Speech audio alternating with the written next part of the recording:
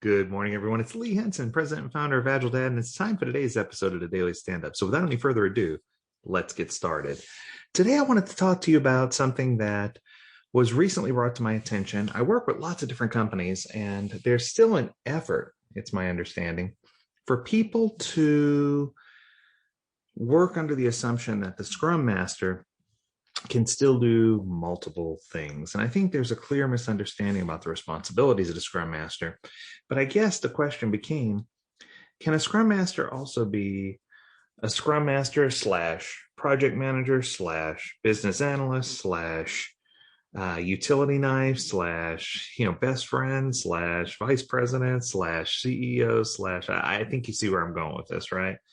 And what I'm finding disturbing more than anything is that people feel like, well, this is perfectly fine because the Scrum Master doesn't have a whole lot else to do, right?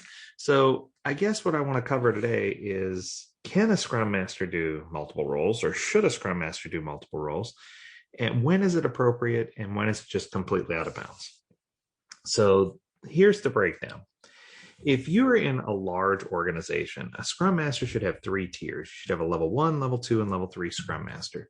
These Scrum Master levels, or tiers, if you will, are directly associated with the number of teams that the Scrum Master governs. So Scrum Masters, first off, are associated with teams and not associated with products or projects. So if a Scrum Master is a tier 1 Scrum Master, that means they're brand new, just starting out, just getting the feel for what they need to do. And they should then be associated with one team, one Scrum Master, one team. There are often times where a Scrum Master has a year of responsibility or more, and they start to really feel confident working with one team, and they want to take on a second team, in which case, if they have the bandwidth, they could and should take on a second team, and that brings them to a tier 2. A tier 3 Scrum Master is one who has multiple years of experience under their belt, and they are ready to take on a third team, could even potentially possibly take on a fourth team, but we don't want them to. This is where they prepare to become a solid Agile coach. This is where they prepare to do the things that they need to do in order to be successful as a coach within their organization. And this is where, instead of starting to divide their attention, you hone in and focus their attention greater so that they can learn how to do some of the more advanced coaching and coaching stance techniques that are necessary for them to become a really powerful Agile coach. So with that being said, I think a lot of people, when they see that transition piece, where someone's transitioning from a 1 to a 2, or someone's transitioning from a 2 to a 3, what they see is a lull in activity of the Scrum Master. And it's not necessarily a negative lull, it's just a lull that causes them to appear to not be, to not appear to be not as effective as they could be. Let's put it that way, because they could be doing more, they could be taking on more work, and why aren't they, right?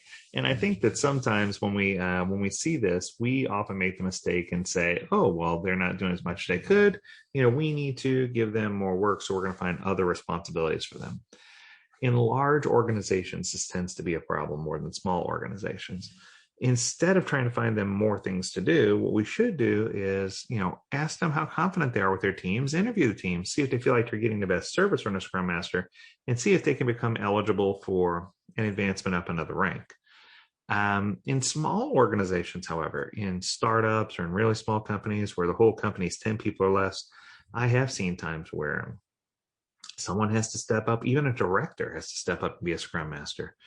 If there's just not enough people in a company to figure things out and to justify having, a full-time Scrum Master, my recommendation typically is allow someone on the team to step in and do that responsibility, at least part-time, as opposed to a manager or leader. But I do find that in real small organizations, it's just the way it is. People have to wear multiple hats. And I guess if you are in that kind of situation, then you need to figure out what the best workaround for you is that's going to allow you to really benefit from the Scrum Master role without having too many responsibilities that dilute what the Scrum Master does. So in this situation, what I most commonly see is someone's taking on multiple responsibilities. They're focusing more on the other responsibility than the Scrum Master responsibility, and they're not being effective. And therefore, Scrum doesn't work because your Scrum Master isn't effective. And it just makes sense if you figure it all out. Your Scrum Master is not effective because they're doing all the other things. So I guess in a nutshell, what I'm trying to say is, can a Scrum Master take on additional responsibilities of another role? I suppose they could in a real small organization, but it's not necessarily common or best practice. can or should a Scrum Master take on responsibilities of another role in a large organization? My answer is absolutely not.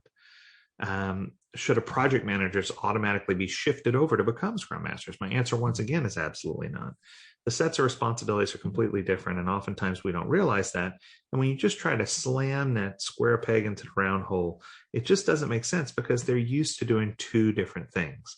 So I guess the whole crux of this podcast episode is that I think we need to learn more about what a Scrum Master does and why they're important, and focus on the roles and responsibilities of a Scrum Master so that we're not asking them to do things that would be considered out of line or out of bounds from what they're doing today.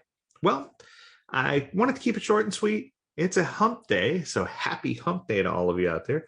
Make sure you take advantage of the hump day challenge for on the Agile Dad LinkedIn page. We're going to have one of those. We have one every Wednesday. And tune in. We got some more exciting episodes for you planned for the rest of the week. As always, we encourage you to stay healthy, stay well, and stay agile, my friends.